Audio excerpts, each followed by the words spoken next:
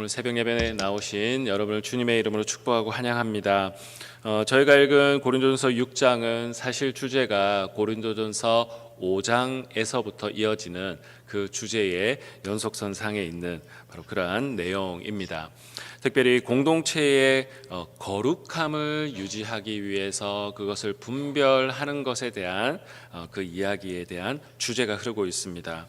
특별히 5장에서는 교회 안에서 벌어진 음행에 대한 주제를 다루고 있는데 그 이야기를 하다 보면 누룩에 대한 이야기를 하고 있습니다. 왜 누룩에 대한 이야기를 하고 있을까요? 그것은 영향력, 전파력이라고 하는 그 주제가 그 안에 담겨져 있기 때문입니다. 목회자인 바울은 교회 안에서 분명하게 하나님이 기뻐하시지 않는 일임에도 불구하고 그것을 방치하는 것을 직시했습니다. 그리고 그 방치하는 상황에 대해서 질책을 하고 있는 그런 내용이 등장합니다. 앞에도 이야기했지만 누룩이라는 단어는 무엇이라고 이야기했습니까? 안 좋은 영향력에 대한 주제이라고 했습니다. 여러분 베드로 후서의 2장 7절의 말씀에 보면 소돔과 고모라 성에 살았던 그 롯에 대한 이야기가 언급됩니다. 제가 한번 읽어드리도록 하겠습니다. 무법한 자들의 음란한 행실로 말미암아 고통당하는 의로운 롯을 건지셨으니 이는 이 의인이 그들 중에 거하며 날마다 저 불법한 행실을 보고 들음으로 그 의로운 심령이 상함이라. 자, 베드로후서에서는 이 롯의 이야기를 등장시키며 이 롯도 하나님이 기뻐하지 않는 그 환경 속에 살면서 그의 심령이 영향을 받아 상하였다라고 이야기를 하고 있습니다. 바울도 어쩌면 이러한 롯의 이 영향을 받은 것처럼 그들이 공동체에 있는 사람들이 하나님이 기뻐하지 않는 일을 계속 자행함에도 불구하고 그것을 멈추지 않고 방치하는 것에 대해서 염려하게 된 것이죠. 여러분 하나님의 창조의 과정을 보면 하나님은 이 만물을 하나님의 말씀대로 지으시고 질서를 잡아 나가십니다. 자, 그런데 시편이나 또 사도행전에 보면 그 하나님의 창조의 과정을 보면 하나님의 말씀이 선포되어졌을 때 세상의 모든 피조물들이 순종하여 자기가 있어야 할 그 자리 그리고 그 선을 넘지 않게 되는 그 조화로운 상태를 하나님의 창조로 이야기를 하고 있습니다. 그리고 그 있어야 할 자리에 있는 그 모습을 보시고 하나님은 무엇이라고 말씀하십니까? 보시기에 좋았더라. 그렇게 태초에 하나님께서 말씀하셨습니다. 여러분 그런데 반대로 생각해 보면 무엇이 보시기에 좋지 않을까요? 하나님이 모든 피조물들에게 명령하신 있어야 할 자리, 그것을 넘어서 그 선을 넘어서 자기의 마음대로 살아가고자 할 때 하나님은 그것을 보시기에 좋지 않게 여기셨습니다. 그리고 하나님과의 화평이 깨어져 버리고 인간들 안에 있었던 그 안식도 잃어버리게 되는 것이죠. 그리고 그 무질서한 세상은 무엇을 인간들에게 쏟아냅니까? 가시덤불과 엉겅퀴를 세상 사람들에게 그렇게 쏟아내게 되는 것이죠. 여러분 성경은 한결같이 창세기부터 계시록까지 이야기합니다. 하나님의 말씀에 순종하여 살아가는 이 피조 세계는 질서롭고 바로 그것이 안식이고 그 무질서한 상황 가운데서 회복하여 순종하는 것을 구원이다라고 이야기를 하고 있습니다. 그런데 이 지금 고린도 교회 사람들은 하나님의 말씀에 질서가 없고 신앙적 기준들도 그들 가운데 들었지만 그거대로 지키지 않고 하나님의 창조의 질서대로 섭리대로 살아가지 않는 그런 모습들이 벌어지게 됩니다. 5장에 보면 교회 안에서 소송하는 문제도 등장하는데 그 교회 안에서 소송하는 문제도 사실은 민사 소송에 대한 이야기입니다. 사람들끼리 시시비비를 가리는데 그 당시에 권세가 있고 힘이 좀 있고 그리고 좀 재력이 있는 사람들은 왜 세상 법정으로 그것을 끌고 갔을까요? 왜냐하면 세상 법정에 끌고 가면 그때 당시에 그런 법이나 이런 것들은 또 힘있고 권세 있는 사람들의 손을 들어주기 쉬웠습니다. 그랬기 때문에 교회 안에서 벌어진 이 소송 문제를 굳이 밖에 끌고 가서 그들의 시시비비를 교회 안에서 가릴 수 있음에도 불구하고 그것을 밖으로 가는 것은 자기에게 유리하게 그것을 끌고 가고 싶어하는 욕망과 욕심이 있기 때문이죠. 그런데 하나님의 통치와 다스림을 받는 백성들이라면 하나님이 주신 선한 양심과 하나님 나라의 그 기준들이 분명하게 있기 때문에 그것을 얼마든지 교회 안에서 그 시시비비를 가릴 수 있음에도 불구하고 그렇지 않고 있는 것에 대해서 바울은 지적하고 있는 것이죠. 이러한 이야기들을 하고 바울은 오늘 우리가 읽었던 12절의 말씀을 이어나가고 있는데요. 우리 12절의 말씀 같이 한 번만 더 읽어보도록 하겠습니다. 시작. 모든 것이 내게 가하나 다 유익한 것이 아니요 모든 것이 내게 가하나 내가 무엇에든지 얽매이지 아니하리라. 여러분, 여기서 말하는 모든 것이 가하다라고 하는 말은 누구의 표현일까요? 당시 고린도 사회를 살아가고 있었던 사람들의 일종의 풍조, 그들의 구호와도 같은 바로 그러한 표현이었습니다. 고린도라고 하는 사회는 신흥 도시이고 경제적으로도 아주 풍성한 도시였습니다. 그래서 기회를 쫓아서 몰려들었던 수많은 사람들이 있었기 때문에 성공지향적인 바로 그런 풍조들이 그들 가운데 있었습니다. 그들에게는 무엇이든지 노력하여 얻을 수 있다라고 하는 이 자유의 가치, 가능성의 가치가 그들에게 있어서 자유라고 하는 이 가치를 아주 우상숭배하듯이 그들은 아주 중요한 가치로 여기며 살게 되었습니다. 그래서 모든 것이 가능하다. 고린도에서는 모든 것이 가능하다. 이건 고린도 사회를 살아가던 사람들의 그 구호와도 같은 고백이었습니다. 그런데 바울은 앞에 이 음행과 소송의 문제가 벌어지는 이 이야기를 하고 왜 이야기를 하는가? 바로 이 문제들이 그들이 생각하는 고린도의 잘못된 풍습과 같은 하나님 나라의 가치와 배치되는 그 인간의 그 욕망에서 나오는 자유의 가치, 그것이 바로 이 교회 안에 무질서를 가져왔다라는 것을 알고 있었기 때문입니다.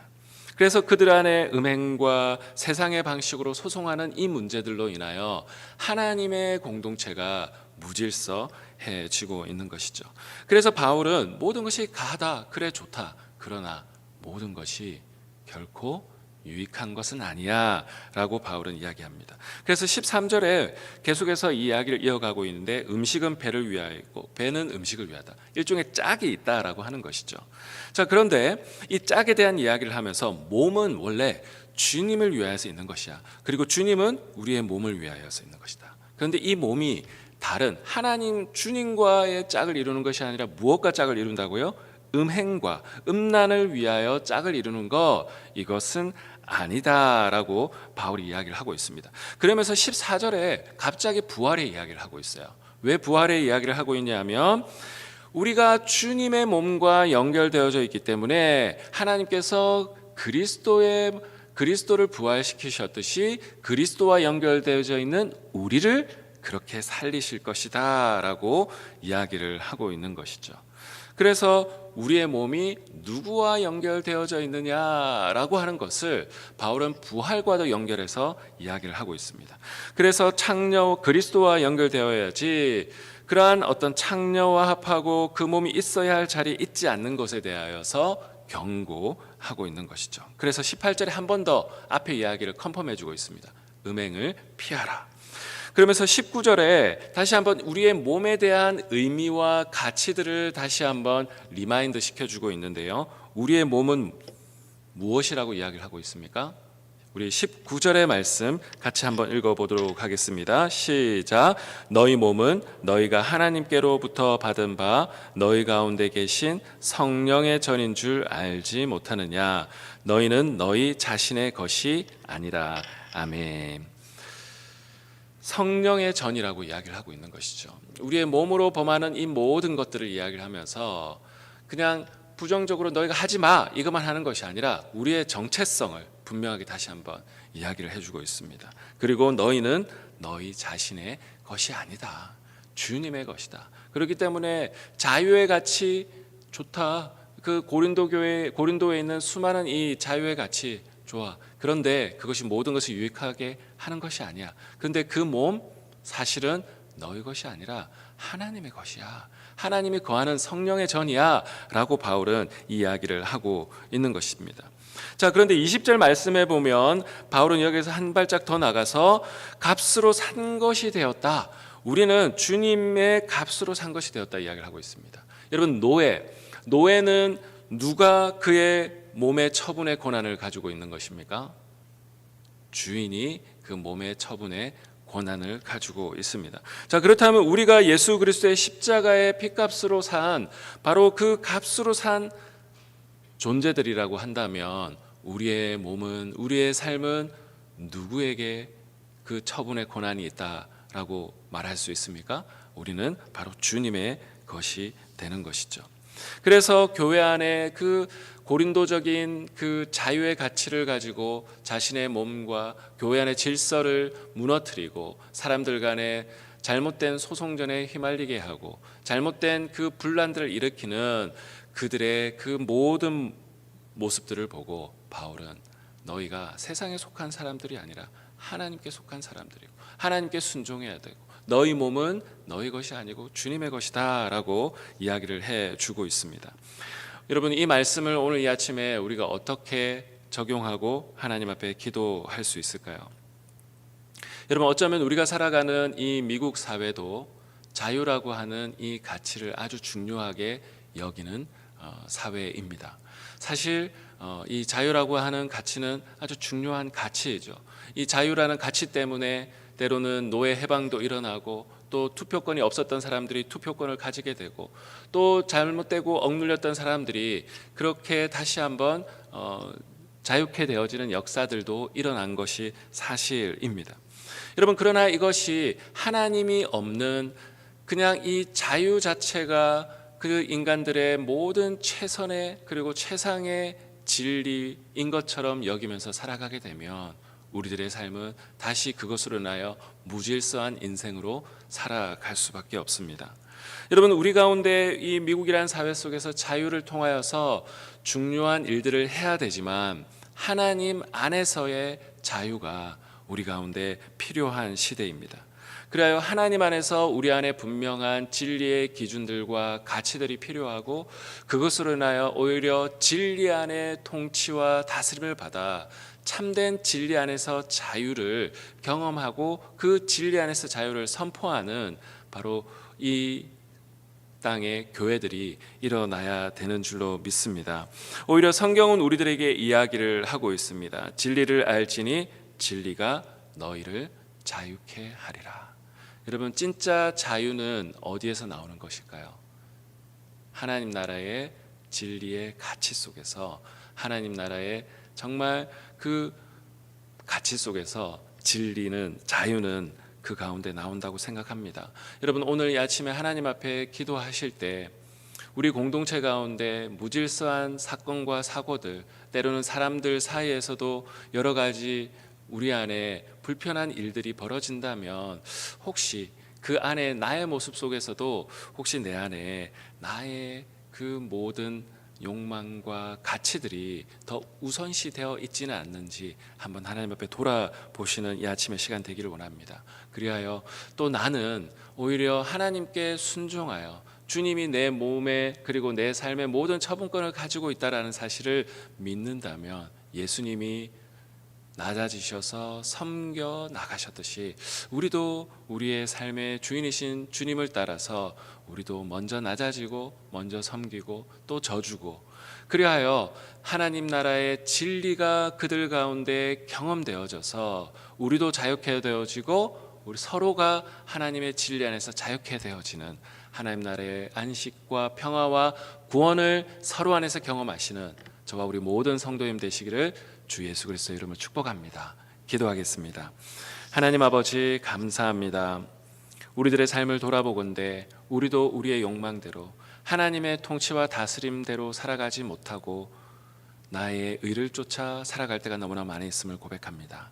하나님이 아침에 우리의 모습을 돌아보게 하시고 하나님, 진리를 알지니 진리가 너희를 자유케 하리라고 하는 이 말씀이 우리의 삶에 경험되게 도와주시고 또한 자신을 쳐서 진리 앞에 복종시켜 하나님 참된 자유를 경험할 수 있는 저와 우리 모든 성도님들 될 수 있도록 축복하여 주시옵소서.